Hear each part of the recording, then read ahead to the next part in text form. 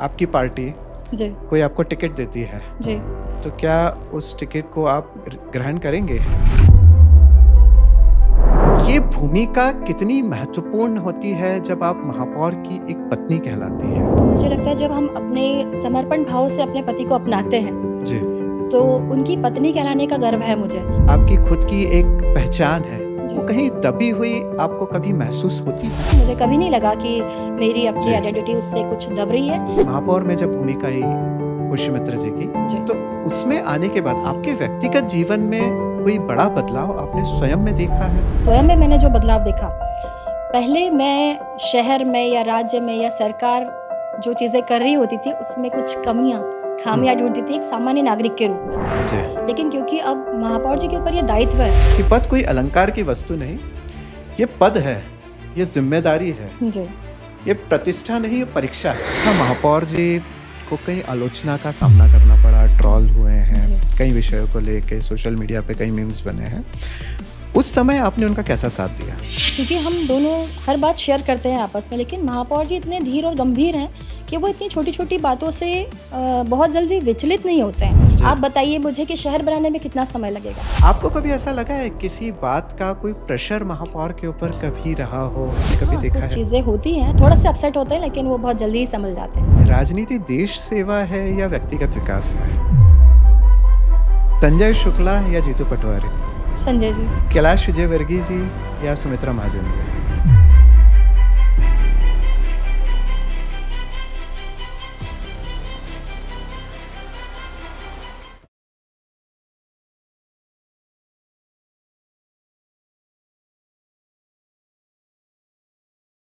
कहा गया है हर सफल पुरुष के पीछे एक स्त्री का हाथ होता है। ये कहावत कहाँ तक चरितार्थ होती है? क्या सही में इस बात की सिद्धता होती है कि हर एक सफल पुरुष के पीछे एक महिला अच्छे से उसके साथ खड़ी है? जब बात हम करते हैं राजनीति की, राजनीति में बहुत सारी भूमिकाएं होती हैं। जब राजनीतिक व्यक्ति किसी पद पर प्रतिष्ठित होता है तो उसके पीछे बहुत सारी जिम्मेदारियां होती है। व्यक्ति अपनी जिम्मेदारी राजनीतिक जीवन में तो निभा लेता है, परंतु उसके पीछे एक बहुत बड़ी जिम्मेदारी उसके घर की भी होती है। जब घर की जिम्मेदारी होती है तो उसकी नज़र अपनी पत्नी की ओर जाती है और वो यही सोचता है कि अगर मैं बाहर की जिम्मेदारी का निर्वहन अच्छे से करूँगा तो क्या घर की जो जिम्मेदारी है उसका निर्वहन मेरी जीवन संगिनी कर सकती है।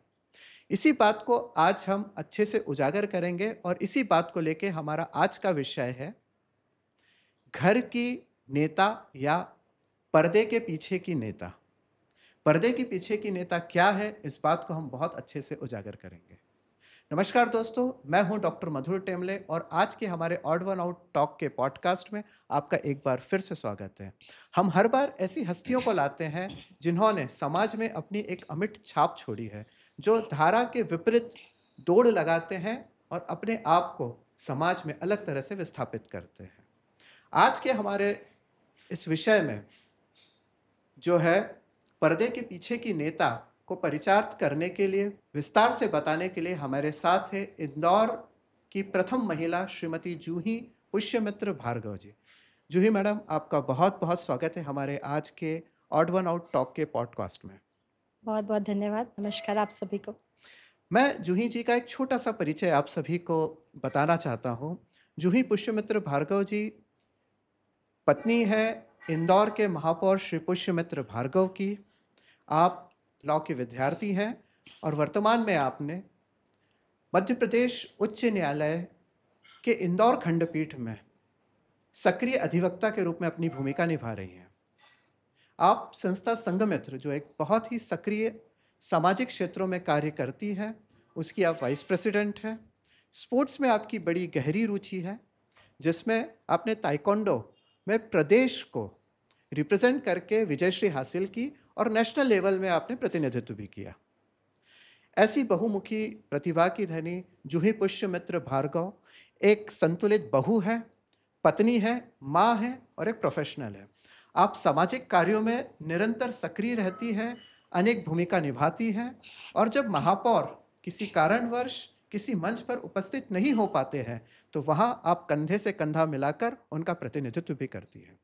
जूही पुष्यमित्र भार्गव, आपका ऑड वन आउट टॉक में हार्दिक स्वागत है। ये हमारे धन्यवाद। लिए बड़े ही गर्व की बात है कि आज ऐसे अनुभव, एक ऐसे दृष्टिकोण और एक ऐसे संतुलन को हम जान पाएंगे जो कि आम तौर पर सामने नहीं आ पाता है।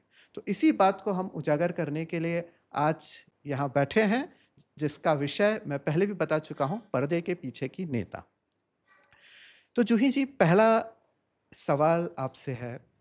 आप खुद लॉ की विद्यार्थी हैं, जी। हाई कोर्ट में अपनी बात को रखते हैं, जज के सामने आपकी बात होती होगी, कहीं क्रिमिनल माइंड के लोग आपके साथ घिरे रहते होंगे या आपको उनके साथ घिरे रहना पड़ता होगा। बहुत सारी विषम परिस्थिति में भी आपको अपने आप को वहाँ पे एक संतुलन के साथ रिप्रेजेंट करना पड़ता होगा। तो ये भूमिका कितनी महत्वपूर्ण होती है जब आप महापौर की एक पत्नी कहलाती हैं? इसमें आपका जो खुद का प्रोफेशन है, आपकी खुद की एक पहचान है, वो जी। कहीं दबी हुई आपको कभी महसूस होती है? देखिए मधुर जी, मुझे तो ऐसा नहीं लगता। जैसे कि हमें एक पिता की बेटी कहलाने में कभी ऐतराज़ नहीं हुआ, एक सफल भाई की बहन कहलाने में ऐतराज़ नहीं होता है। तो मुझे लगता है जब हम अपने समर्पण भाव से अपने पति को अपनाते हैं, जी, तो उनकी पत्नी कहलाने का गर्व है मुझे। वो जी, चाहे वकील के रूप में हो, चाहे डिप्टी एजी हो, एजी बन के रहे हों और अब राजनीति में महापौर के रूप में हो। तो मुझे उनकी पत्नी होने में गर्व है। वो क्या हैं, महापौर हैं या नहीं हैं, राजनीति में हैं, वो एक अलग विषय हो जाता है। तो मैं हर पत्नी चाहती है कि उनका पति सफल बने, तो अब वो सफलता के इस मुझसे ज़्यादा सफल हैं, तो निश्चित रूप से मैं उनकी पत्नी कहलाऊँगी, महापौर की पत्नी कहलाऊँगी। पर ऐसा नहीं है, हम दोनों के बीच में ईगो स्लैश जैसी कोई चीज़ नहीं है। तो अगर मैं ज़्यादा सफल हूँ, तो महापौर जी को भी मेरे पति कहलाने में कोई ऐतराज़ नहीं है। तो इस तरह से हम दोनों बैलेंस करके चलते हैं और मुझे कभी नहीं लगा कि मेरी अपनी जी, आइडेंटिटी उससे कुछ दब रही है।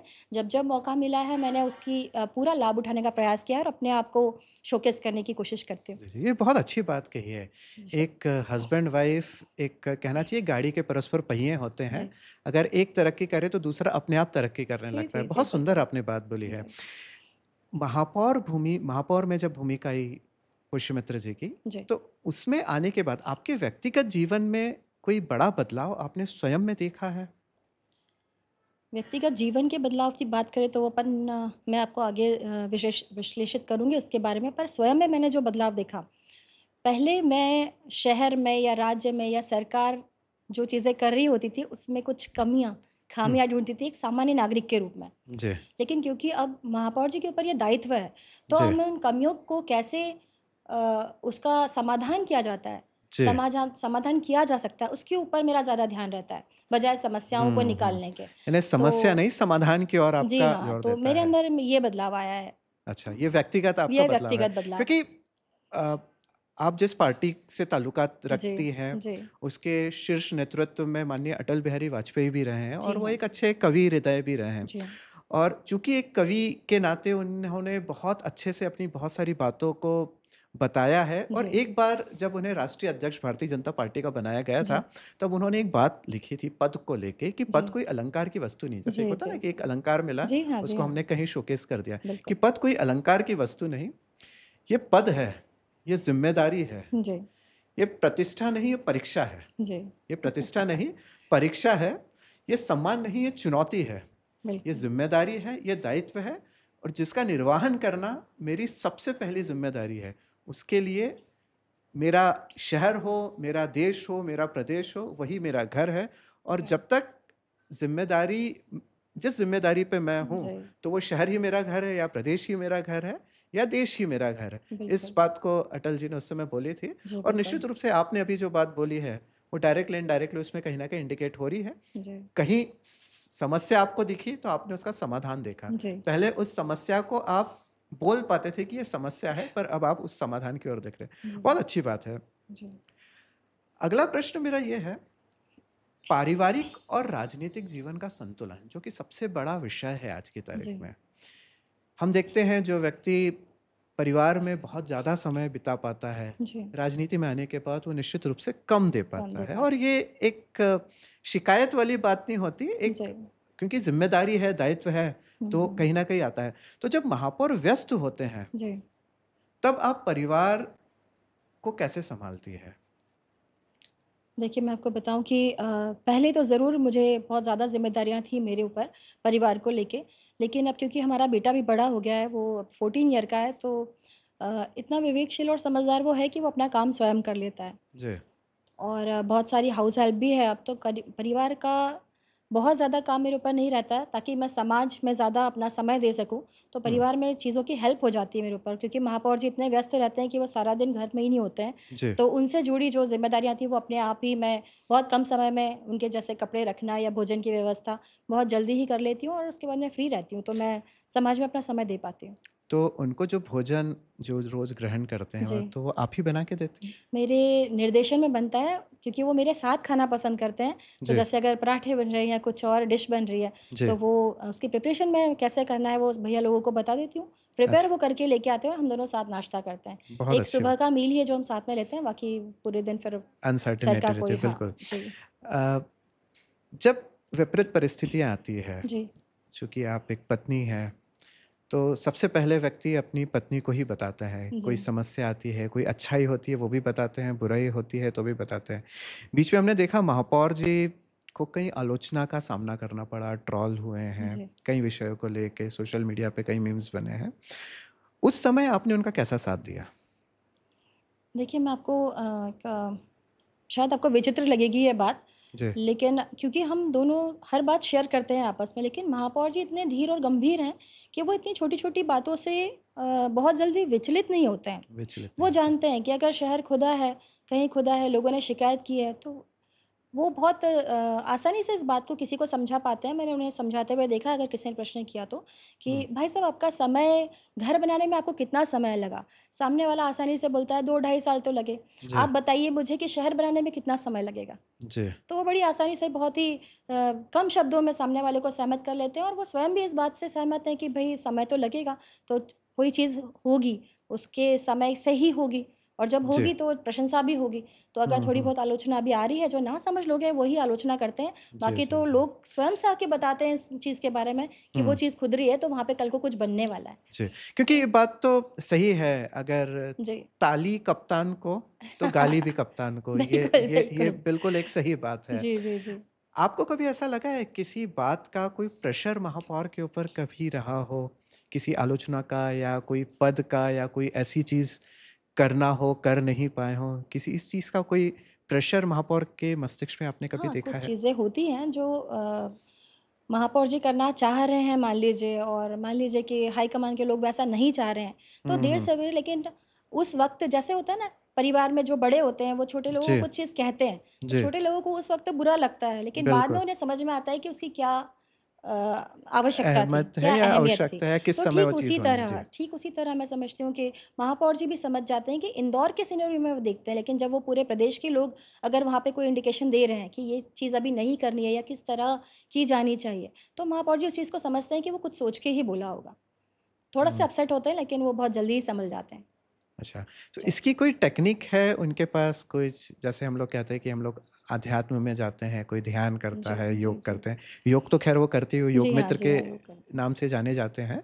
तो इस समय कोई, यानी आप उनको कुछ ऐसा बूस्ट करते हैं कि ऐसा कुछ नहीं, वो नहीं, नहीं, खुद हो ऐसा जाते हैं? कुछ नहीं है, वो स्वयं से ही बहुत विवेकशील और समझदार हैं, और मुझे लगता है कि क्योंकि वो एबीवीपी से भी जुड़े रहे हैं, संघ से भी जुड़े रहे हैं, जी, तो एक कोई एक सोर्स नहीं होता है कि एक आपने कोई चार्जिंग पॉइंट नहीं होता है कि जी, आपने वहाँ गए और वहाँ चीज़ सीख ली। एक बिल्कुल संस्कार सही होता है बात है। ना, छोटा-सा जो आपने बचपन से देखते आए हैं, सीखते आए हैं, चाहे आप एबीवीपी से सीखे हों, चाहे संघ से सीखे हों, तो धीरे-धीरे धीरता, गंभीरता अपने आप आती है ऐसे चीज़ों से जुड़ के।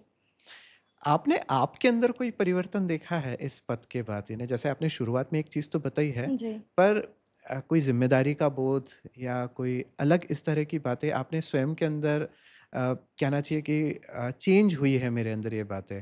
पहले मैं इस चीज़ को इस दृष्टि से देखती थी, पर वो चीज़ें पूरी तरह से चेंज हो चुकी है। ऐसा जी कुछ? हाँ, दृष्टि के बारे में तो मैंने आपको उत्तर दिया, लेकिन मैं आपको एक छोटा-सा इंसिडेंट बताती हूँ जी, कि कहाँ-कहाँ इस पोस्ट पे होने के नाते हम नहीं बोल पाए। जी, कि एक डिपार्टमेंट है, मैं नाम तो नहीं लूँगी वरना समझ ही जाएँगे, कि उस डिपार्टमेंट में संघमित्र को लेके मैं गई थी, कुछ जी, काम था हमें, और ऑफ़िसर ने मुझे बहुत ही बैडली ट्रीट किया। तो जी, अ, उस स्थान पे अगर महापौर जी नहीं होते जी। तो मैं उनका बाकायदा सामना करती और उनकी गलतियों ने पूरा एहसास दिलाती और शिकायत दर्ज कराती। लेकिन क्योंकि महापौर जी उस पोस्ट पे हैं और कहीं लोगों को या कहीं ऑफिसर को ये ना लगे कि अपनी पोस्ट का रुतबा दिखा रहे हैं, जी। मैं उनके गलत व्यवहार को सह गई और चुप रह गई, जो कि मेरे व्यवहार के खिलाफ है, मेरे नेचर के विरुद्ध है। अच्छा। तो ये एक चीज़ हुई है बदलाव मेरे अंदर कि बहुत सारी जगह बोलने वाली मैं चुप रह जाती हूँ। अच्छा। तो यानी ये फ़ायदा भी है और नुकसान भी है। जी हाँ। आपका व्यक्तिगत नेचर कैसा है? आप में गुस्सा है, आप शांत हैं, आप विनम्र हैं या आपको क्या लगता है आप इन पैरामीटर में कहाँ अपने आप को फिट पाती हैं? टू बी देखिए ऑनेस्ट आप खुल के बताइएगा। जी समय के साथ पहले मैं थोड़ी-सी थी कि किसी के उकसाने पे थोड़ी उग्र भी हो जाती थी, गुस्सा भी मुझे आ जाता था। जी। लेकिन समय के साथ-साथ मुझे लगा कि शांत प्रवृत्ति से भी और सर के संगत में मुझे लगा कि हुँ। शांत रह के आप भी लोगों को आप सीख दे सकते हैं। तो ये मुझे लगता है, लेकिन हाँ, मेरा बेसिक नेचर तो है कि मुझे गलत के खिलाफ बहुत जल्दी द्वेष आ जाता है। जी, यानी गलत हाँ, आप देख नहीं मैं नहीं पाते। सहन कर पाती हूँ। मुझे अच्छा, बोलना अच्छा लगता है, अच्छा, लेकिन सर हैं वो तरीके से सिखाते हैं, बोलते नहीं अच्छा। हैं। हर चीज़ का एक तरीका जी होता हाँ, है। जी हाँ। बिल्कुल सही बात जी, है। आपके पति महापौर जी राजनीति में हैं जी, और आप सामाजिक क्षेत्रों में भी कई जगह सक्रिय रहती जी। हैं। इस पंक्ति को आप कैसे परिभाषित करती हैं? ये एक संतुलन है या ये एक कहना चाहिए कि आवश्यकता है? आवश्यकता भी है, संतुलन भी है दोनों चीज़ों का। जैसे कि राजनीति एक प्रभाव है, मैं समझती हूँ। जी। और सामाजिक जो सिनेरियो है, राजनीति के प्रभाव में समाज आकार लेता है, जैसा कि हुँ, मैं अभी तक समझ पाई हूँ। हुँ, हुँ। तो दोनों का संतुलन होना आवश्यक है। जी। जिस तरह की राजनीतिक रणनीतियाँ होंगी, उसमें से समाज में आकार आएगा, समाज के ऊपर जो इम्पैक्ट आएगा, उससे राजनीति को नीतियाँ चेंज करनी पड़ सकती हैं। तो ये हुँ। दोनों का संतुलन है, हम दोनों उसमें संतुलन बनाने की कोशिश कर रहे हैं, आप देख ही रहे हैं। चलिए शुभकामनाएँ आपको। जी, अब मेरा अगला प्रश्न इसी बात को और मैं अग्रसित करता हूँ। क्या आपने कभी राजनीति या सामाजिक कार्यों में सक्रिय रूप से जी। कदम रखने का कोई विचार किया है? मैं तो समझती हूँ कि हम सक्रिय ही हैं राजनीति में।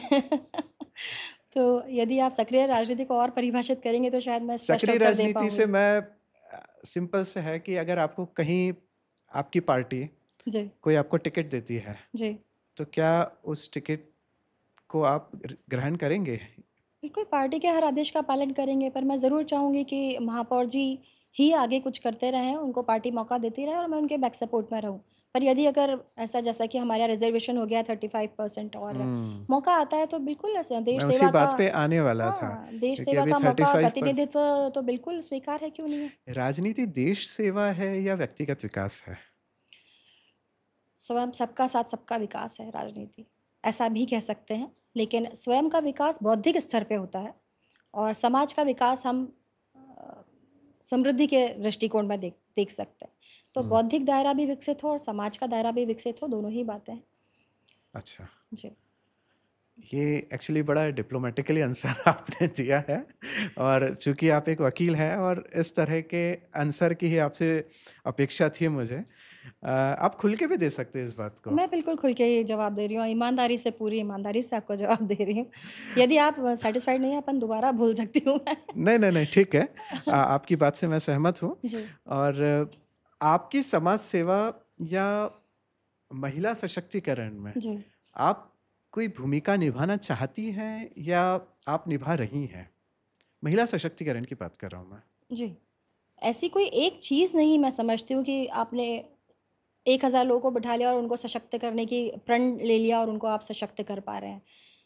एक समय पे होने वाली गतिविधि है। आपको जब लोग मिलते हैं, जभी भी मुझे किसी महिलाओं के कार्यक्रम में बुलाया जाता है या किसी स्कूल में बुलाया जाता है, जी, किसी भी विषय पे बात करने के लिए, जी, तो मैं उनको सशक्त होने की 2-4 अपनी तरफ से सलाह ज़रूर दे देती हूँ। जी, अपनी बात ज़रूर उनके सामने रख देती हूँ। तो ये जी। मौके की बात है, अवसर की बात है कि कब आप अपनी बात उन तक पहुँचा पा रहे हैं। बाकी ऐसा कोई मेरा आपकी नज़र में एजेंडा नहीं है। महिला सशक्तिकरण क्या है? क्या सशक्त महिला कौन होती है? मुझे लगता है सशक्त महिला वो होती है जो अपने निर्णय स्वयं कर सके और जी, उसकी ज़िम्मेदारी भी ले सके उसके अच्छा या बुरा होने पर। अगर कुछ गलत भी उसने किया है तो फिर ये ना हो कि वो अपने निर्णय को लेकर 4 लोगों में जाके सहायता मांगे। उसका निर्णय अगर गलत भी हुआ है तो वो उसकी जिम्मेदारी ले सके और उसकी हम्म। पूर्ति भी स्वयं कर सके क्षति की। तो जी। वो आत्मनिर्भर महिला है, वो सशक्त महिला है। आपने आत्मनिर्भर की बात कही। जी अभी बहुत सारे आत्मनिर्भर कैंप लगते हैं आत्मरक्षा को लेके। जी आपके परिचय में हमने बताया कि आप जूडो, कराटे वगैरह इन सब चीज़ों जी के अंदर जी स्टेट से लेके नेशनल लेवल तक खेले। जी। कभी व्यक्तिगत जीवन में इसकी आवश्यकता पड़ी है? छोटा सा इंसिडेंट फिर से आपको बताऊंगी कि प्लीज। व्यक्तिगत जीवन में एकदम सामने से एकदम कराटे कर देना तो वो ठीक नहीं होता, लेकिन मैं बहुत छोटी थी, शायद 15 साल की मैं रही होंगी। जी। और जैसे मैंने आपको बताया कि मेरा तो त्वरित रिएक्शन आता है, रिएक्शन होता है। प्रतिक्रिया आती है। जी। तो मैं एक मेडिकल शॉप पे कोई मेडिसिन खरीदने गई थी और कोई पीछे से कोई बड़ा सा आदमी सा था, वो एकदम मेरे इतने नज़दीक आया और वो उसका टच मुझे ठीक नहीं लगा। मैंने अच्छा। तुरंत ही बैक किक मारी और उसको एकदम से वो आहत हो गया। साथ के लोग, मेडिकल वाला पूछने लगा क्या हुआ क्या हुआ, मैं कुछ नहीं, जो होना था हो गया। तो ये कराटे का बैक किक मुझे उस दिन काम आया। बहुत ज़रूरी है। जी हाँ। सशक्त महिलाओं के लिए बहुत बड़ा जी कदम है। हाँ। अब मैं इसी बात को और आगे परिचर्तित करना चाहता हूँ कि महिला सशक्तिकरण की जब हम बात करते हैं तो हमने ये देखा है कि महिलाओं के हितों को लेके बहुत सारे कानून बने हैं देश में। जी पर देखने में ये आता है कि महिला हित के जो कानून हैं उसके दुरुपयोग बहुत हुए हैं। जी कई लोगों के हमने ये देखा है कि एक इसको मेंस राइट, जैसे वुमेन्स राइट एक्टिविस्ट होती है, या आप इसको फेमिनिज्म वाली जो बात करें उसके अगेंस्ट एक मेंस राइट एक्टिविस्ट भी कई होते हैं। जी उन्होंने जो महिलाओं के कानून का जो दुरुपयोग होता है उसको लेके उन्होंने एक बात कही, एक शब्द की संज्ञा दी, और शायद सुप्रीम कोर्ट ने भी उसको सही माना है कि ये लीगल टेररिज्म है, जी। कानूनी आतंकवाद है जिसका सहारा महिलाएं महिला ले लेती हैं और अच्छे पुरुषों को, अच्छे घर के पुरुषों को फंसाती है, परेशान करती है, अच्छी मोटी रकम लेती है, दहेज के नाम हो, घरेलू हिंसा के नाम हो। तो इस चीज़ को आप कैसे देखती हैं? बिल्कुल, मैं आपसे इस बात पे पूरी तरह से सहमत हूँ कि कई महिलाएं हैं जो इन कानूनों का दुरुपयोग कर रही हैं, और एक्चुअल में जो शोषित महिलाएं हैं जिन्हें सच में इन कानूनों की आवश्यकता थी, वो जी। अभी भी शोषित हो रही हैं और परेशान हो रही हैं। जी। तो समय समय पर मैं इसके लिए विधिक सहायता शिविर भी लगाती हूँ और मैं गाँव में जाके बात करती हूँ। जिन महिलाओं को इसकी जानकारी नहीं है, उन्हें हम्म। जानकारी भी देती हूँ। तो इस तरह ये कार्य मैं अपनी तरह से करती हूँ। बाकी ये बिल्कुल सच बात है कि महिलाएं जिस तरह से पुरुषों को शोषित कर रही हैं इस तरह जी। से, इसके लिए एक सख्त कानून होना चाहिए। जी। महिला को पुरुष के बराबर तो होना चाहिए, इसमें कोई कहीं कोई दो राय नहीं है। जी। और एक बात कहा जाता है ना अपने यहाँ कि ये हमारा देश जो है वो वैसा है, पुरुष प्रधान पुरुष है। प्रधान। पर मैं एक्चुअली देखा जाए ना तो इस चीज़ को नहीं मानता हूँ। जी। मैं आपको एक उदाहरण देता हूँ। रामायण सबने देखी थी। रामायण के अंदर श्री राम जब वहाँ जाते हैं, मिथिला जाते हैं, सीता जी को चुनते हैं, जी। तो वो सीता जी को नहीं चुनते, सीता जी राम को चुनती है। जी। वहाँ पे कोई फोर्स नहीं था। स्वयंवर पहले, यानी त्रेता द्वापर युग से होते आ रहा है, स्वयंवर बिल्कुल। बहुत होते थे। बिल्कुल। सिर्फ राम जी का ही स्वयंवर हुआ ऐसा नहीं, बहुत सारी जगह पे स्वयंवर हुआ है। जी। तो कहने का मतलब यह है कि महिलाओं को आज़ादी पुराने समय से दी जा रही है। बिल्कुल। अभी हो सकता है कुछ उसका उपयोग, दुरुपयोग डायरेक्टली इनडायरेक्टली अच्छा हो रहा है, गलत हो रहा है, ये एक अलग विषय है, पर महिलाओं को आज़ादी दी है। इस बात को आप कैसे देखते हैं? आप भी इस एक बात महिला का है। उत्तर मैं आपके प्रश्न से ही शुरू करूंगी कि आपने कहा है कि महिलाओं को आज़ादी दी है, किसने दी है? पुरुष ने। पुरुष ने नहीं दी है, समाज ने दी है। समाज ने दी है। समाज ने दी है। समाज ने क्यों स्वयंवर दिया? देखिए, एक ये होता है कि एक लड़का लड़की को चयन कर ले या लड़की लड़के को चयन कर ले, ये आपस में दोनों करते हैं, और ये लड़की के ऊपर निर्भर है उसको किसको चयन करना है। स्वयंवर में सीता जी चाहती तो किसी को भी चुन सकती थी। मैं बिल्कुल इस पक्ष में नहीं हूँ कि वो आज़ादी पुरुष महिला को दे रहा है या महिला पुरुष को दे रही है। दोनों एक दूसरे को पसंद कर रहे हैं और विवाह हो रहा है, ये सबसे सुंदर बात है अपने आप जी। में।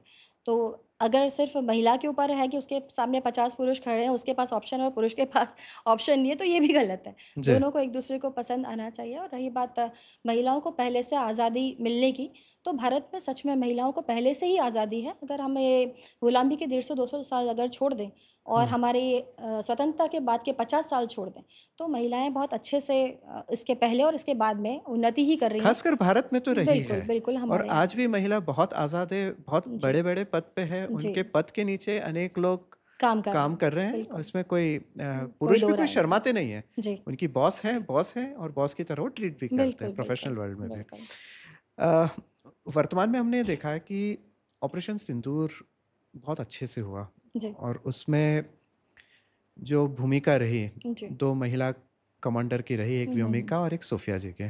जी इन किरदारों को आप कैसे देखते हैं? सबसे बड़ी बात तो ये देश की वो बेटियां हैं जो गौरव के पदों पे बैठी हुई हैं, जिनके जी, ऊपर देश को गर्व होना चाहिए। कई जी, सारी बेटियों का ड्रीम होता है कि इस पोस्ट पे पहुंचना, उस पोस्ट जी, को वो हासिल किए हुए हैं और उन्हें ये अवसर भी मिला कि वो मीडिया के सामने चीज़ें ब्रीफ कर सकें जो कि दो देशों के हालातों के बीच हो रही हैं, उनको उन परिस्थितियों का जिक्र कर सके, बात रख सके। तो ये बहुत ही सशक्त किरदार है और मैं समझती हूँ कि देश की हर बेटी को माता पिता को इस तरह से तैयार करना चाहिए कि वो इस तरह की ऊंची पोस्ट ना सिर्फ हासिल कर सके बल्कि स्वयं के विवेक से उसकी समीक्षा भी कर सके। नहीं, निश्चित रूप से जो व्योमिका जी और सोफिया जी ने जो किरदार निभाए थे देश जी में सिंदूर ऑपरेशन के समय, निश्चित रूप से एक रिमार्केबल है जी और कई महिलाओं को उन्होंने प्रेरणा भी दी प्रेरणा है दी कि है महिला केवल घर तक ही सीमित नहीं है। जी और उस देश को बताया जहाँ पे शायद महिला उतनी स्वतंत्र नहीं है। ये जी अपने आप में एक बहुत अच्छा और एक सशक्त संदेश प्रधानमंत्री जी का था। जी इसमें आपको व्यक्तिगत ऐसा नहीं लगता, ये आपका व्यक्तिगत मैं पूछना चाहता हूँ कि देश के पास एक बहुत सुनहरा अवसर था हम्म, कि देश जो गलतियाँ पुराने समय में नेताओं ने, राजनेताओं ने कर दी थी, उस जी गलतियों को पूरी तरह से नष्ट करके जो हम पीओके की बात करते हैं, उस जी तक पहुँच जाएँ और जो कब्जा है पाकिस्तान का, उसको हासिल कर लें। जी क्या ये इस अपॉर्चुनिटी को हमने गँवाया है, आपको लगता है? नहीं मुझे ऐसा नहीं लगता है। मुझे लगता है कि प्रधानमंत्री जी का जो भी निर्णय रहा अभी तक के और उन्होंने कुछ सोच समझ के ही लिया होगा। देखिए अगर आप ज़्यादा ज़िद पे अड़ते हैं तो विध्वंस की ओर जाता है। आप जी, और हम यहाँ बैठ के डिस्कस कर सकते हैं लेकिन पीओके पे क्या हो रहा है, वहाँ की क्या स्थिति है, उससे वही लोग अवगत होते हैं जो हाईकमान में हैं और उन्होंने वो निर्णय लिया तो सोच समझ के लिया होगा।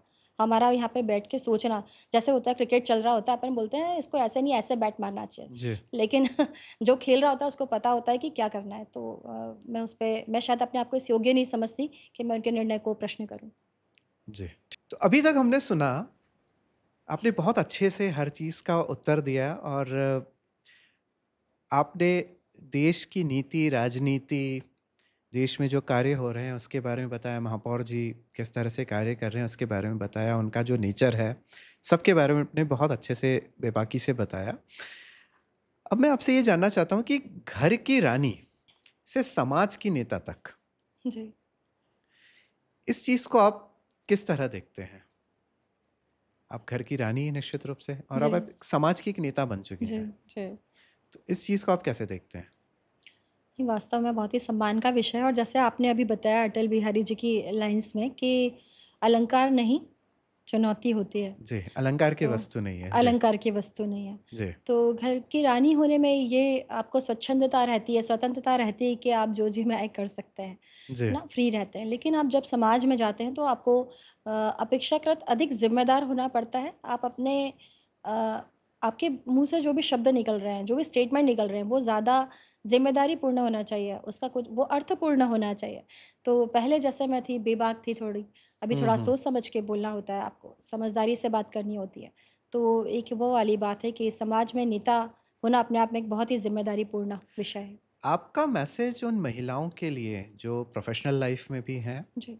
और अपने पति को सपोर्ट भी कर रही हैं और घर को भी सँभालना है, तो इन सब चीज़ों को, इन तीनों चीज़ों को बैलेंस किस तरह करें? सबसे बड़ी बात तो मैं ये कहना चाहूँगी कि सैल्यूट है उन सभी लेडीज़ को जो ये सभी काम ज़िम्मेदारी से कर पाती हैं और आसानी से कर पाती हैं। पर साथ ही साथ एक मैसेज भी उन साधारण परिवार की युवतियों के लिए क्योंकि जो थोड़े से कह सकते हैं कि हायर मिडिल क्लास की और महिलाएं हैं वो तो हाउस हेल्प ले लेती हैं और प्रोफेशनली बहुत स्ट्रांग होती हैं और जी, चीज़ें कर पाती हैं, लेकिन जी, वो छोटी नौकरियां करने वाली दीदियां या महिलाएं जो शायद हाउस हेल्प भी नहीं ले पाती हैं और फिर भी बाहर जाके काम करती हैं, जी। उनके ऊपर बहुत लोड होता है काम करने का। और एक हमारे यहाँ एक एक चीज़ से मैं कभी भी सहमत नहीं हो पाई कि समाज में एक देवी का रूप देना महिला को या फिर कहना ये सुपर वुमन है। अब वो बेचारी सुपर वुमन बनने के लिए क्या कुछ नहीं करती है। तो हुँ, हुँ, महिलाओं के लिए और युवतियों के लिए मेरा एक यह संदेश है कि हुँ। उतना ही करें जितना आप आसानी से कर पाएँ, जिसके लिए आपको आपकी सेहत नज़रअंदाज ना हो, आप स्वयं नज़रअंदाज ना हो।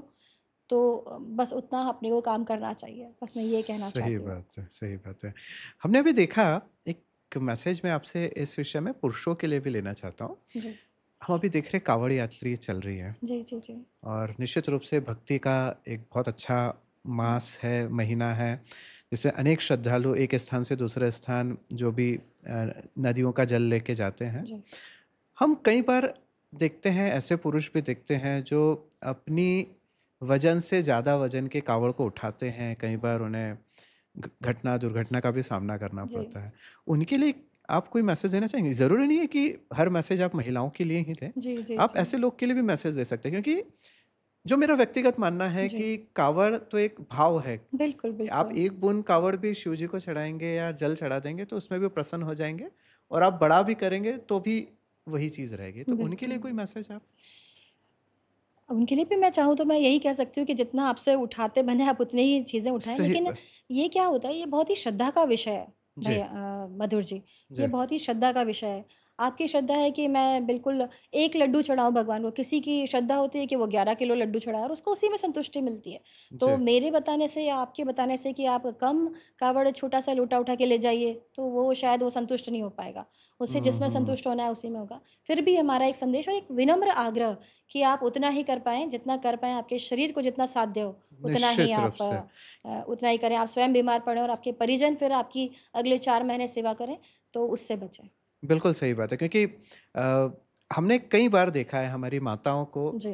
कि ऐसे समय में वो बहुत बड़े व्रत रखती हैं, हाँ दिन भर जी। भूखे रहती हैं, फिर डॉक्टर उन्हें मना करते हैं कि भाई जी। आप एटलीस्ट कुछ खाइए। जी, जी। तो इस चीज़ को लेके भी आपका कोई मैसेज है?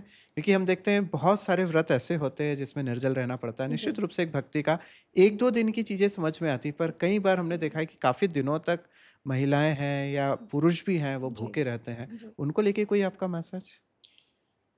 अब देखिए, ये भी हर चीज़ के अपने 2 भक्ति है, पक्ष भावना होते है। हैं, भावना बिल्कुल, होती है। बिल्कुल। लेकिन यही बात जब इंटरमीडिएट फास्टिंग के टाइम पे आती है, तो शायद आप और हम भी उस पे बहुत जल्दी सहमत हो जाते हैं कि ठीक है, मैं बड़े फैंसी तरीके से हम लोग बता पाते हैं कि हाँ, मैं 16 आवर कुछ नहीं खाती हूँ और मेरा विंडो है 4 घंटे का, उसमें मैं खाती हूँ। जी, तो ये वाली चीज़ें हम बहुत आसानी से सहज रूप से अपना लेते हैं। लेकिन जब बात आती है व्रत की, तो हमें लगता है ये ऑर्थोडॉक्स है। जो लोग व्रत कर रहे हैं, वो ऑर्थोडॉक्स हैं। तो यदि आप फास्टिंग कर रहे हैं, तो फास्ट करने वाले लोगों से भी मेरा यही कहना और आग्रह है कि अगर आप फास्ट कर रहे हैं, तो फास्ट को फास्ट की तरह से करें। फलाहार पे करें, दूध पे करें, जल पे करें। आप साबूदाने खा के अगर आप फास्ट कर रहे हैं, हुँ, तो हुँ। वो आपकी सेहत को भी नुकसान करता है निश्चित रूप और से। फिर आपको तरह-तरह की परेशानियाँ होती हैं, जिसका सामना आपके शरीर को करना पड़ता है और हुँ, परिजन भी हुँ। परेशान होते हैं। तो सही अपने बात है। स्वास्थ्य का ध्यान रखना, अपने प्रभु के द्वारा जो इतना कीमती अनमोल उपहार आपको शरीर के रूप में मिला है, उसका ध्यान रखना आपकी ज़िम्मेदारी है और इस जी, ज़िम्मेदारी को बहुत ही सक्रियता से आपको निभाना चाहिए। निश्चित रूप अध्ययन से। करके आपको उपवास करना चाहिए, ना कि सब कर रहे हैं इसलिए। बिल्कुल सही बात है। बिल्कुल सही बात है। बहुत अच्छी बात बोली है और जो भी माताएँ-बहनें इस तरह का करती हैं, उन्होंने एक बार कम से कम अपने डॉक्टर से कंसल्ट करना जी, चाहिए कि बिल्कुल। उनकी बॉडी उनको क्या अलाउ करती है, उसी के हिसाब से उन्हें फ़ास्ट करना चाहिए बिल्कुल। और फ़ास्ट ने व्रत को हमारे यहाँ संकल्प बोला है। जी, तो वो संकल्प मेरे हिसाब से अब संकल्प लेना चाहिए कि हम स्क्रीन टाइम कम दें। बिल्कुल। हमें इस अब चीज़ ये की फास्टिंग संकल्प करना लेना चाहिए। चाहिए कि बिल्कुल सही। हम अच्छा समय फैमिली को दें। जी, इस चीज़ का संकल्प लेना चाहिए कि हम मोबाइल थोड़ा कम देखें। बिल्कुल, बिल्कुल। ये ऐसा मुझे लगता है, आपका क्या आप विचार है? सही कह रहे हैं, बिल्कुल मैं सहमत हूँ आपकी इन सभी बातों से और जी, जी, जी। मोबाइल पे क्या कंटेंट देखना है, इसका भी संकल्प होना चाहिए।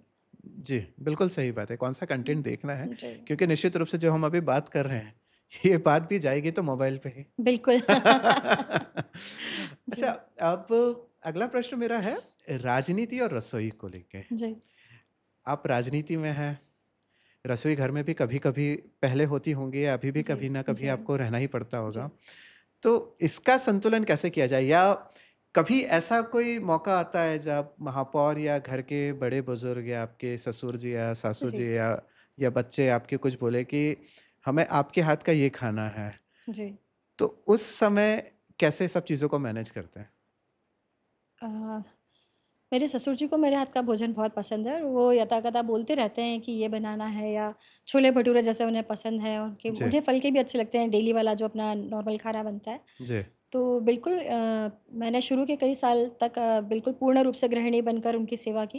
लेकिन अब जबकि हम राजनीति में भी हैं और सामाजिक रूप से अधिक सक्रिय हो गए हैं, जी। तो सभी परिजन इतने समझदार हैं कि वो ऐसे इस तरह इस समय पे इस नहीं तरह की बोलते डिमांड हैं, नहीं इस तरह की करते हैं। डिमांड एकदम से नहीं करते हैं। जी, और जब समय होता है त्योहार पे वो जो उचित होता है खीर बनाना या हलवा बनाना हाँ, या हाँ। जैसे हम लोग पूरन-पोली बनाते हैं जी, जी, जी। साल की गुड़ी पड़वा में। गुड़ी पड़वा पे तो वो पूरन-पोली चीज़ बनती है। हम जी। करते हैं घर में, बाकी डेली के भोजन के लिए प्रभु की दया से हाउस हेल्प है, यानी तो हो मुख्य जाता है। जो भोजन होता है, जी, जो मिठाई होती है त्योहार-त्योहार पे जी, वो जी। आप बना देते हैं, जी हाँ, बाकी जी जी, हाँ। जी, जी। ठीक है। हुँ, तो अच्छा इसमें संतुलन आप महिलाओं को क्या अगेन मैं फिर पूछता हूँ हुँ, कि हुँ। क्या मैसेज देना चाहिए उन महिलाओं को जो महिला ये तो नहीं बोलूँगा कि कोई महिला एक्सक्यूज़ देती होगी जी, या टाइम मैनेज नहीं कर पाती इन चीज़ों जी, को लेके, जी। तो कैसे इस चीज़ को मैनेज करना चाहिए? यही कि अगर आप टाइम मैनेज नहीं कर पा रहे हैं, तो सारी चीज़ों का बोझ आप अपने सर ना ले लें, आप काम को डिवाइड कर लें। या तो आपके पति के साथ में डिवाइड करें या तो आप हाउस हेल्प ले लें।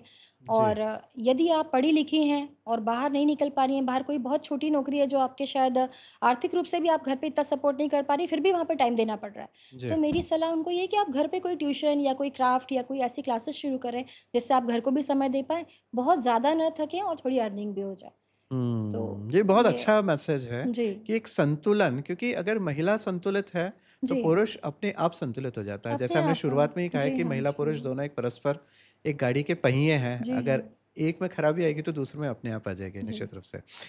अब कुछ मैं आपसे ये जानना चाहता हूँ, महापौर जी जो हैं जी।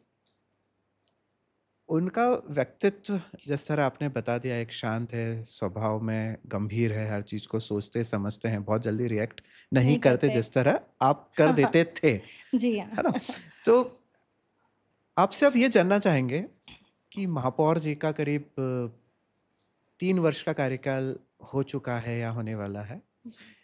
इस 3 वर्ष के कार्यकाल में उनका कोई ऐसा कार्य जो आपके दिल को छू गया हो या उन्होंने कोई ऐसा इनिशिएटिव लिया हो या ऐसा कोई कार्य किया हो जो आपको बहुत अच्छा लगा हो? जी हाँ। वैसे तो महापौर जी ने कई सारे ऐसे कार्य किए हैं जो मुझे लगता है कि अब क्योंकि वो तो मेरे पति हैं तो वो जो करेंगे मुझे बहुत अच्छा लगेगा। जी। अ, पर लेकिन जैसे एक अनबायस्ड होके यानी जो आपको अनबायस्ड होके भी हाँ, मैं आपको बताती हूँ कि जैसे कि पौधारोपण उन्होंने 12.5 लाख पौधे उन्होंने लगाए जी, पितृ पर्वत पे। इसके अलावा इतने सारे रोड का निर्माण जो दीदियाँ हमेशा शिकायतें करती रहती थी, जहाँ पे सालों से नहीं हो पाया था वो काम उन्होंने किया। साथ ही एक उन्होंने नया प्रोग्राम जो उनका स्वयं का इनिशिएटिव है, मेयर वि इंटर्नशिप विद मेयर, ये हुँ। प्रोग्राम उन्होंने शुरू किया जिसमें वो स्कूल के बच्चे और एंटरप्रेन्योर्स बच्चे वो आके सर के साथ इनिशिएटिव सॉरी इंटर्नशिप कर पाते हैं। इंटर्नशिप कर जी पाते हाँ, हैं। और एक और प्रोग्राम इंटर्नशिप है विथ मेयर जो इंटर्नशिप विद मेयर मेयर भी है प्रोग्राम जो और चल रहा है, जी। वन डे विद मेयर, ये वन भी डे एक विथ मेयर प्रोग्राम है। तो अच्छा। उसमें स्कूल का कोई भी एक मेधावी बच्चा वहाँ पे चयन होता है, उनके कुछ अपने मापदंड हैं, उसके आधार पे वो चयन करते जी, हैं। जी, जी, जी, और जी। एक बच्चा जो है वो फुल डे स्पेंड करता है महापौर जी के साथ में। वो जी। देखता है और सीखता है कि महापौर जी को क्या चैलेंजेस है, क्या कर सकते हैं और वो उस जगह पे रहता तो वो क्या करता। तो इस तरह से महापौर जी का एक ये है कि बच्चों का राजनीति से जुड़ाव भी हो और बहुत एक अच्छा, नई क्रॉप तैयार होती है बिल्कुल। कि किस तरह से सोचना और समझना और क्या दृष्टिकोण होना चाहिए। ये एक बहुत अच्छा इनिशिएटिव इंदौर के महापौर श्री पुष्यमित्र भार्गव ने लिया था कि internship with mayor. Internship with mayor का जो उद्देश्य है वो यही है कि अनेक लोगों को, अनेक ऐसे विद्यार्थी बच्चे जो जी, समझे कि महापौर कार्यालय पे क्या चीज़ें होती है, नगर निगम में क्या चीज़ें होती है, किस तरह के चैलेंजेस आते हैं और उस चैलेंजेस को किस तरह से हटाया जा सकता है या अगर आने वाले समय में वो राजनीति के क्षेत्र में आते हैं, राजनीति में जी। कदम रखते हैं, तो वो किस तरह का रोल खुद अदा कर पाएँगे इस स्थिति और परिस्थिति को लेके। जी, अब मेरा अगला जो प्रश्न है, वो इसी बात को लेके। एक तो बात आपने बताई कि महापौर जी ने का जो एक ऐसा कार्य था जो आपके दिल को छू गया। जी। एक कोई ऐसा कार्य भी है जो आपके दिल को बिल्कुल ही पसंद ना आया हो? बहुत सारी चीजें हैं, आप फेयरली उस चीज को आप बता सकते हैं। सच बताऊं तो मुझे ये बीआरटीएस वाला जो निर्णय है जी। ये मुझे थोड़ा कम पसंद आया। मुझे लगता है कि अगर इतने प्लानिंग के साथ, इतना सोच समझ कर, इतने करोड़ों का रुपए लगा के कोई चीज़ बनी थी तो उसको इतनी आसानी से नहीं हटने देना चाहिए था। इसमें वो वकील होके भी शायद अपनी अहम भूमिका निभा सकते थे, तो वो निभाते तो मुझे और अच्छा लगता। ये आपने ब्रेकिंग न्यूज़ दिए हमें, बहुत बहुत धन्यवाद। जी। तो ठीक लेकिन है, मैं इस क्योंकि विषय एक पे मैं एक और बात कहना चाहूँगी, जैसा कि मैंने आपको पहले भी कहा कि शायद छोटे स्तर पे होके हमें वो चीज़ नहीं बिल्कुल समझ में सही आ रही है। बात है। दूरदर्शिता में वो शायद उसका कुछ अलग इम्पैक्ट आएगा। तो लेकिन अभी के सिनेरियो में मुझे थोड़ा वर्तमान कम अच्छा परिप्रेक्ष्य में लगा। अगर देखें जी। तो बीआरटीएस आपके हिसाब से सही जी था, हाँ, जी और हाँ। उसको हटाना जी, यानी शहर के हित के लिए आपको अनुचित लगा था। अनुचित लगा। जी। ठीक है, अगला प्रश्न मेरा महिलाओं की भागीदारी और भविष्य, इस पे हम चर्चा करेंगे जी, जी। कि महिलाओं की क्या भागीदारी होना चाहिए। आपको क्या लगता है कि महिला राजनीति और सामाजिक नेतृत्व में हुँ, अभी कम नजर आती है, जी। तो इसका मेन कारण क्या है और राजनीतिक पार्टियां क्या कर रही है इसको ओवरकम करने के लिए? मुझे लगता है कि अभी राजनीति में काफ़ी सारी महिलाएँ सक्रिय भूमिका निभाती हैं जी। और उन्हें अवसर भी समान रूप से मिलता है, बल्कि अवसर को बढ़ावा देने के लिए 35% रिज़र्वेशन भी अब तो हो गया है। तो हम्म। कम से कम इंदौर के बारे में मैं कहूँ तो जी। महिलाएं बहुत बढ़ चढ़ के हिस्सा लेती हैं। हमारे यहाँ महिला मोर्चा भी काफ़ी एक्टिव है। जी। और मैं अन्य अन्य कार्यक्रमों में जाती हूँ महिलाओं के, तो जैसे तीज का कार्यक्रम हुआ या करवा चौथ या जो भी कार्यक्रम वो लोग करती हैं, तो उसमें बाकायदा वो राजनीति की चर्चा भी उसमें शामिल रखती हैं। शायद राजनीति की तरफ उनका ध्यान है, इसीलिए वो मुझे महापौर की धर्मपत्नी होने के नाते वहाँ बुलाती हैं और अपनी राय या समस्या रखती हैं। अगर महिलाएं ज्यादा राजनीति में आएंगी जी, तो इसका फायदा और नुकसान जी। दोनों चीजें होंगी। जी, जी, जी। फायदा भी होगा और नुकसान भी होगा, तो आपको क्या लगता है ज्यादा फायदा क्या होगा और नुकसान क्या होगा? देखिए, जिस तरह से आप समझते हैं कि अगर गृहिणी है तो घर कितना सुचारू रूप से चलता है, आप सहमत हैं मेरी इस बात से? बिल्कुल, निश्चित रूप से। तो बस आप समझिए कि जब एक शहर को जब महिला चलाएगी हम्म। या प्रदेश को भी महिला चलाएगी, तो कोई उसमें संशय नहीं है कि वो ज़्यादा बेहतर तरीके से चला पाएगी। और बल्कि मैं समझती हूँ कि अगर पुरुष चलाता है तो शायद वो महिला की सलाह उतनी ना लेता हो, लेकिन जी। अगर महिला चलाती है तो वो पुरुष की सलाह ज़रूर लेती है, अपने जीवन साथी की सलाह। तो इस तरह से जब 2 लोग मिलके किसी चीज़ को चलाते हैं तो वो ज़्यादा अच्छे से चल पाती है। तो जी। मैं महिलाओं के बहुत पक्ष में हूँ और मुझे लगता है कि महिलाओं से बेहतर तो कोई कर नहीं सकता। भारतीय नारी सब पे भारी सब पे भारी। ठीक है, अच्छा, इसका आपको क्या लगता है ना, अच्छाई तो आपने बता दी कि जी, समग्र रूप से अच्छा होगा, जी। इसकी जो अदर साइड ऑफ कॉइन है, आपको क्या लगता है कि ये चीजें बिगड़ भी सकती है, ऐसा कोई पहलू लगता है आपको? हाँ, मुझे लगता है शायद राजनीतिक तौर पे कभी-कभी महिलाओं की नीतियाँ शायद उतनी दूरदर्शी शायद नहीं होती हों। हम्म। ये अलग-अलग व्यक्तित्व पे निर्भर करता है कि वो महिला किस तरह की हैं। निश्चित रूप लेकिन से। कभी-कभी हम देखते हैं कि कहीं-कहीं अब शायद महिला उतनी बात करने में भी उतनी सक्षम नहीं होती, अपनी बात रखने में उतनी सक्षम रखने नहीं में होती, सक्षम लेकिन नहीं होती, शायद बिल्कुल सही पति बात। ने वो उतने कार्य कर रखे हैं कि महिला को टिकट मिलता है या जी। महिला प्रतिनिधि के रूप में उभर के आती है। जी। ऐसा होता है कहीं-कहीं पे। हम्म। लेकिन जब महिला स्वयं सक्षम है, तो वो पति की सहायता से अच्छी नीति निर्धारण भी कर सकती है, मुझे ऐसा लगता है। आपने जो बात की ना दूरदृष्टि वाली, जी, जो एक लॉन्ग टर्म विजन जो है जी, वो महिलाओं, जी, मैं इसका एक उदाहरण आपको देता हूँ। एक मनोवैज्ञानिकों ने ये बताया है जी, कि एक जो ब्रेन होता है, ब्रेन की नर्व्स जिस तरह काम करती है, जी। तो एक मनोवैज्ञानिक चित्रण है, मेरा व्यक्तिगत नहीं है। जी, जी, जी। उन्होंने ये कहा है कि जैसे हम घर में, जी। जैसे रुमाल मुझे नहीं मिल रहा है ना, तो मम्मी वाइफ कोई भी आसानी से हमको एक रुमाल ढूंढ के दे देगी कि यार ये सामने रखा था पर आप देख नहीं पाते। जी, ऐसा सामान्यतः पुरुष के साथ होता जी। है। जब बाहर जाते हैं, घर के बाहर जाते हैं, एड्रेस की बात होती है कि कहाँ एड्रेस है, कहाँ जाना है, किस तरह पहुंचना है वहाँ पे। तो कई बार ये भी देखने में आया है कि महिला वहाँ पे नहीं पहुंच पाती, पर पुरुष उस दृष्टि से एकदम आसानी से देख लेता है कि ये घर है, यहाँ पे इस तरह जाना है। तो जो इंट्रोवर्ट और जो एक्सट्रोवर्ट, ये जी, जो पर्सनालिटी इनबिल्ट होती है महिला और पुरुष में, जी तो हाँ। आपने जो बात बोली है जी, जी, उस बात का मैं पूर्ण रूप से समर्थन करता हूँ, और कई मनोवैज्ञानिक भी इस बात को जी, परिचारित कर चुके हैं जी, कि अगर जो पुरुष होते हैं वो बाहरी रूप से बहुत अच्छे से सोचते हैं, जी। और महिला होती है वो आंतरिक रूप आंतरिक रूप से से बहुत ज़्यादा अच्छे अच्छे से से सोच सोचता पाती है। है। ठीक ठीक बात है। है। तो ये आपने बहुत अच्छे से बताया कि महिला अगर राजनीति में आती है तो इसके फायदे भी क्या है और इसके नुकसान भी क्या है। जी, अगर युवा लड़कियों लड़कियों को बात कर रहा हूँ मैं, जी, जो 18 से जी, 25 वर्ष की होगी, जी। उन बच्चियों को आप क्या संदेश देना चाहेंगे? देखिए, उन्हें मेरा यही संदेश है कि पहले तो अपनी प्रतिभा को पहचानें, अपनी काबिलियत को समझें और फिर लक्ष्य का निर्धारण करना चाहिए उन्हें कि हमें क्या करना है अपने जीवन में। और फिर उस लक्ष्य की प्राप्ति के लिए पूरी तरह से जुट जाएँ। तो जब वो ऐसा करेंगी तो निश्चित रूप से अपने जीवन में सफल होंगे और अपने लक्ष्य को हासिल कर पाएँगे। और इमोशनल रूप से उनको थोड़ा-सा स्ट्रॉन्ग होने की ज़रूरत है। बहुत अधिक भावनात्मक, बहुत ज़्यादा संवेदनशील होना अलग बात है। हुँ, संवेदनशील तो उन्हें होना चाहिए। एक स्त्री सुलभ गुण जो कि दया है, प्रेम है, संवेदनशीलता है, ये सब तो उनके अंदर होनी चाहिए। लेकिन इमोशनल रूप से उनको स्ट्रॉन्ग होना चाहिए ताकि वो बहुत जल्दी दिग्भ्रमित ना हों। आप शायद मेरा इशारा समझ रहे समझ होंगे। गया मैं। जी। और लक्ष्य के प्रति जुटी रहें तो सफल होंगी अपने जीवन में। और जब एक बेटी सफल होती है तो उसका परिवार और आने वाला जिस पड़ाव परिवार से उसका जुड़ाव होने वाला है, ये सब सफल हो जाते हैं। एक चैलेंज जो 18-20 साल की जो बच्चियाँ होती हैं, लड़कियाँ होती हैं, उनके लिए उनके माता-पिताओं को चैलेंज आता है कि बच्ची को कैसे समझाएँ कि वो सही दिशा में जाएँ। देखने में आता है वो दिशा भटक जाती है, जी हाँ। या जैसे हमने अभी ये देखा, इंदौर में एक घटना घटी जी, जी। जिसने पूरे इंदौर को शर्मसार कर दिया। जी। सोनम रघुवंशी जी हत्याकांड हाँ, हुआ। जी। तो इन सब चीज़ों को लेके आपका क्या दृष्टिकोण है? देखिए, एक तो लायबिलिटी होती है माता-पिता की तरफ। जी, एक नहीं, कई ज़िम्मेदारियाँ होती हैं कि वो अपने बच्चों के अंदर वो संस्कार डालें। जैसे आपने देखा होगा शाकाहारी परिवारों में हम अपने बच्चों में शाकाहार के संस्कार डालते हैं, तो जी, विरले ही वो बच्चा कभी मांसाहार की तरफ झुकता है, नहीं निश्चित झुकता है रूप ना? से। तो वैसे ही हम अपने अंदर अपने बच्चों के अंदर वो संस्कार यदि शुरू से डालते हैं अपने चाहे बेटों में, चाहे बेटियों में, जी, अच्छे महापुरुषों की कहानी सुनाना हो सकता है, उन्हें विपरीत परिस्थितियों में किस तरह से सामना करना है हो सकता है, इस तरीके के संस्कार उनके अंदर डालना चाहिए, जिससे कि वो एक अच्छे नागरिक बन सकें।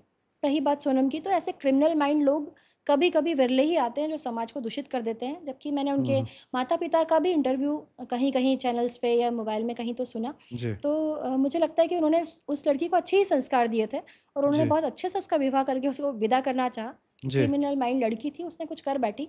तो ख़ैर इस तरह के लोग हमारे समाज में कभी एक्सेप्टेबल नहीं हो सकते। तो यही कह सकते हैं कि उनको उनसे सीख ले सकते हैं हम कि उनसे सीख लेना सीख चाहिए, ले और हर सकते एक हैं माता-पिता को भी। अच्छा, इससे माता-पिता को भी। इससे एक प्रश्न और आता है अभी। जी। इससे किसी पुरुष को भी सीख लेना चाहिए जो विवाह करने जा रहा है? क्योंकि एक बहुत बड़ा चैलेंज हो हाँ, गया हाँ, आज की बिल्कुल, तारीख का। बिल्कुल। ये मेरे मन में भी विचार आया था कि क्या इनकी सगाई और शादी के बीच में इतना समय नहीं रहा कि इन लोग एक-दूसरे को समझ पाएँ? क्या कि बेटी को इतनी स्वतंत्रता नहीं थी कि वो अपने माता-पिता से बात करके इतनी-सी बात बता सके कि मैं ये हुँ, विवाह नहीं करना चाहती हूँ। लेकिन मेरी सारी समीक्षाएँ और सारी बातें जो हैं, मेरे सारे विचार सब जी, धूमिल पड़ गए जब मैंने उनके परिजनों के इंटरव्यू देखे कि वो काफ़ी काफ़ी अच्छे से शॉपिंग पे भी जाती थी। उन्होंने बिल्कुल, काफ़ी अच्छे से बात भी की आपस में। तो बिल्कुल। उसमें पुरुष क्या ही कर सकता है? शायद मनोभावना को अगर आप समझ पा रहे हो तो समझ पाइए। जी, शायद आपको थोड़ी हिंट कहीं से मिलती हो, जैसे कि एक लाइन कहीं जो राजा रघुवंशी उनकी माँ ने कही थी जी। कि वो बात करने से कतराती थी फ़ोन पे। बात करने से तो कतराती थी पुरुष फ़ोन को पे। चाहिए था, राजा रघुवंशी जी को शायद चाहिए था, लेकिन अब उनकी डेस्टिनी थी।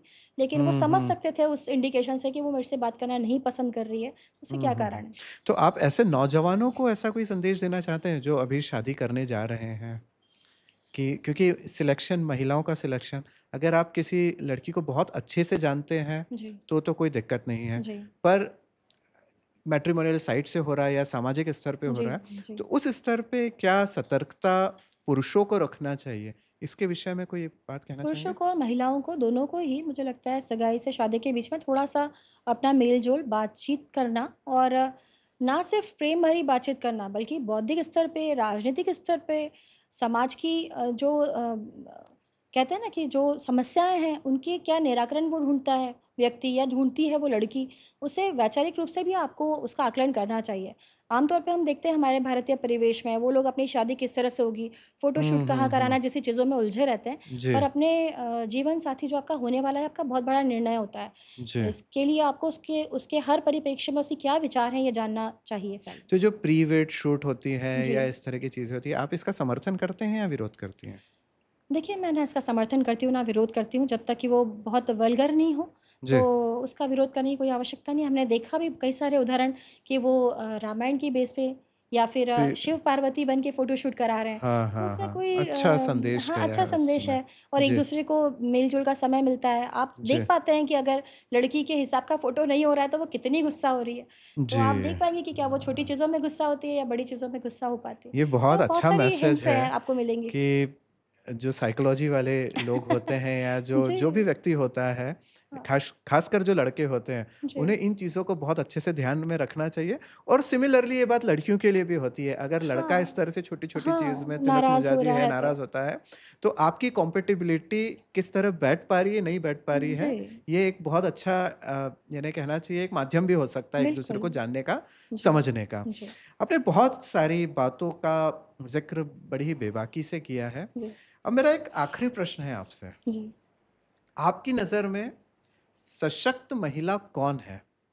और क्या आप खुद को उस श्रेणी में रखती हैं?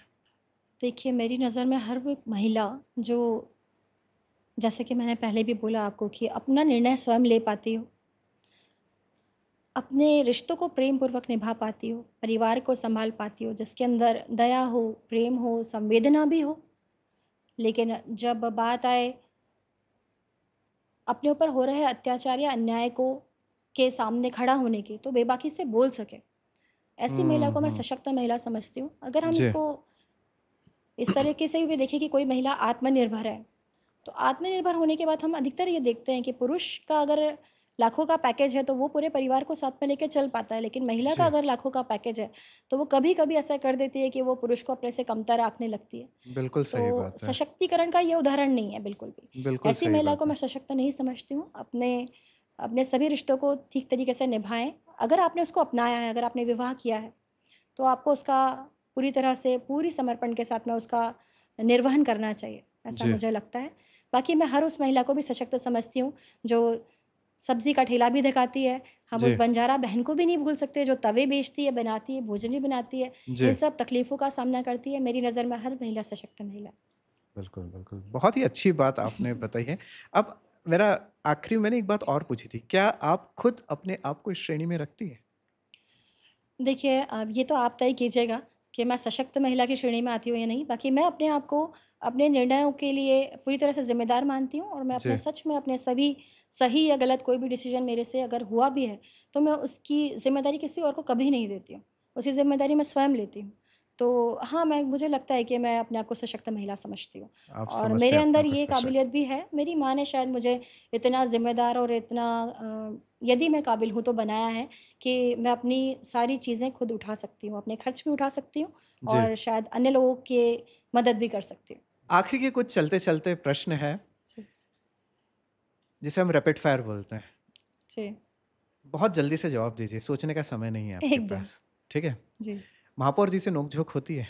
बिल्कुल होती है, होना ही चाहिए। सबसे पहले सॉरी कौन बोलता है? जिसकी गलती होती है महापौर जी की। गलती होती है जिसकी, वही सॉरी बोलता है, जी, सामान्यतः महापौर की ही गलती जी, होती जी। है। ठीक है। कभी महापौर जी चाय बना के पिलाते हैं? हाँ, बिल्कुल पिलाते हैं। जब-जब मैं अस्वस्थ होती हूँ, मुझे बिल्कुल चाय बना के पिलाते हैं। आपकी पसंदीदा फ़िल्म? मुझे पारिवारिक फ़िल्में पसंद हैं। तो जैसे हम साथ-साथ हैं, हम आपके हैं कौन जैसी फ़िल्में जिसमें परिवार का सिनेरियो होता है, मुझे अच्छी लगती है। अच्छा। जी। और सबसे पसंदीदा संगीतकार, गीतकार कौन है आपके लिए? गीतकार लक्ष्मीकांत प्यारेलाल। बहुत पुराने हो गए। जी हाँ, मुझे अभी वर्तमान में? अभी नहीं ठीक है, लक्ष्मीकांत प्यारेलाल, अ, ठीक है। सबसे अच्छे नेता आपको कौन लगते हैं? श्री पुष्यमित्र भार्गव, इसके अलावा? अटल बिहारी वाजपेयी जी मेरे अटल बिहारी पसंदीदा वाजपेयी। नेताओं में से एक है। मैं कंपैरिज़न आपको बताता हूँ। जी, अ, आपको दोनों में से एक को चुनना है। जी। कैलाश विजयवर्गीय जी या सुमित्रा महाजन जी? कैलाश जी, कैलाश जी दादा। कैलाश विजयवर्गीय। अटल बिहारी वाजपेयी या लालकृष्ण आडवाणी जी? अटल जी। संजय शुक्ला या जीतू पटवारी? संजय जी। संजय शुक्ला जी। पार्टी में इसलिए? इसलिए भी और मैं उनको व्यक्तिगत रूप से जानती हूँ और आचार विचार व्यवहार से अच्छे व्यक्ति हैं और अपनी विधानसभा को भी काफ़ी काफ़ी अच्छे से उन्होंने संभाला। ठीक है। तो जी। ये थी हमारे साथ श्रीमती जूही पुष्यमित्र भार्गव, जो इंदौर की प्रथम महिला है। बहुत अच्छे से, बहुत ही बेबाकी से आपने बताया कि किस तरह एक महिला बहुत अच्छे से संतुलन के साथ अपना कार्य कर सकती है। आपने ये भी बताया कि किस तरह वो एक संतुलित प्रोफेशनल है, एक माँ है, एक बहू है, एक बेटी है और उसके साथ में सबसे बड़ी वो एक पत्नी है। तो बहुत बहुत धन्यवाद जूही जी। हम आशा करते हैं आप जो भी कार्य कर रहे हैं बहुत अच्छे से करें। हमारी ओर से आपको बहुत सारी शुभकामनाएं। बहुत बहुत धन्यवाद मधुर जी, आपने मुझे बुलाया और बोलने का अवसर दिया, मेरे विचार जानने का प्रयास किया। बहुत बहुत धन्यवाद। तो इसी तरह हम आपको और अच्छा कंटेंट लेके आएंगे। देखते रहिए ऑड वन आउट टॉक का पॉडकास्ट। Thank you.